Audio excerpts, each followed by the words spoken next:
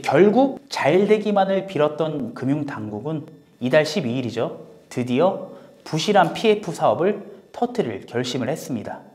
결심했어요. 터뜨릴 결심. 오늘은 한국 경제의 뇌관, 부동산 PF에 대해 말해볼까 합니다. 이 부동산 PF, 이게 도대체 얼마나 심각한지, 정말 터지면 얼마나 대책이 없는지, 매일 현장에서 부동산만 보는 사람으로서 오늘 편하게 한번 말씀을 드리겠습니다.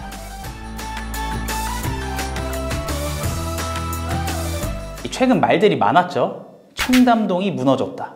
바로 이 청담동 프리마호텔 부지의 브릿지론이 두 번의 연장 끝에 막혔던 사건인데요. 여기서 브릿지론이 뭐냐? 본 사업의 PF로 가기 전에 그 다리 역할을 하는 사업 초기 자금 대출입니다. 대부분 초창기 토지 매입 시 받는 대출인데요. 주로 2금융권의 고금리 단기 대출인 게 특징입니다. 문제는 현재 이런 게 30조 원이나 돼서 언제 터질지 모른다는 건데요. 그럼에도 금융당국은 내년 4월에 있을 총선을 의식해서였을까요? 여지껏 이런 부동산 PF의 수호자 역할을 하고 있었는데요. 그러니까 은행, 캐피탈, 저축은행, 보험사를 전부 모아놓고 야, 너네 무조건 기간 연장해줘. 그리고 필요하면 신규 자금까지 지원해. 이렇게 시킨 거죠. 그게 바로 지난 4월에 시행된 PF 대주단 협약이고 전체 3분의 2만 동의를 하면 즉각적으로 대출이 연장이 되었습니다. 이런 정부의 도움으로 2023년에만 만기가 도래한 80%의 사업장이 살아남았고 이것은 결국 좀비 사업장을 양성하게 되는데요. 무슨 말이냐?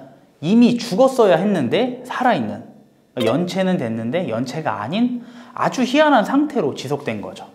대주단 협약으로 진행된 전국 187개의 사업지 중에 80%가 넘는 게 아직 착공도 못한 상태니 이 사태가 엄청 심각한 거죠. 이 손바닥으로 하늘을 가릴 수 없듯 이 최근에 문제가 터지기 시작했는데요.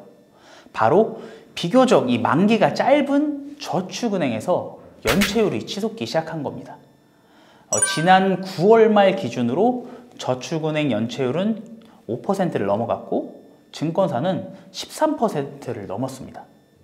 하지만 여기서 더 문제인 것은 여기에는 앞에 말한 그 살아남은 좀비 PF의 연체율은 아예 빠져 있다는 겁니다.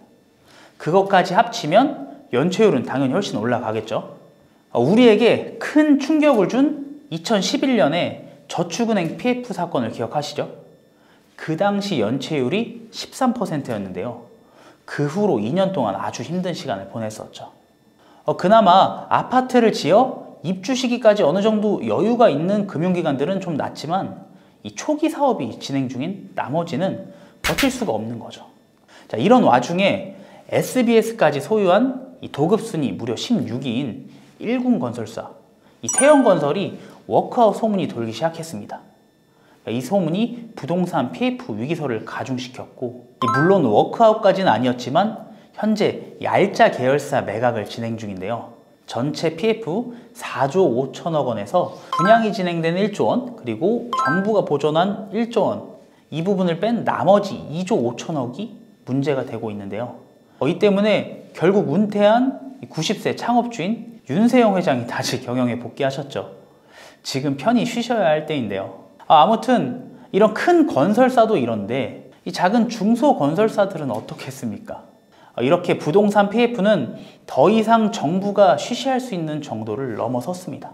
올 3분기에 적자로 전환하는 저축은행들이 하나둘 나오고 있고 더 심각한 건 이 PF 대출이 자기 자본의 115%가 넘어가고 그 중에 55%는 이 시한폭탄인 브릿지론이기 때문입니다.